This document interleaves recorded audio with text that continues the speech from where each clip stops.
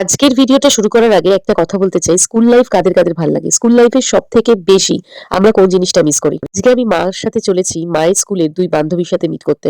মা যথারীতি হাঁটু মুড়ে পানের ডালি কোলে নিয়ে পান খেতে খেতে এগিয়ে চলেছে তার বান্ধবীর সাথে দেখা করতে।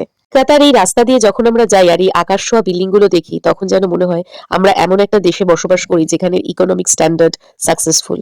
এই রাস্তাগুলো দেখে নিজের মনে ভ্রান্ত চিন্তাধারা না রেখে আর সারফেস হিপনোটিজমের শিকার নাই বা হলাম। আর এটা হচ্ছে ডগি আন্টি, এক বান্ধবী। সে আমার প্রিয় চা এবং ডিম ভাজা পাটিসাপটাও দিয়েছিল।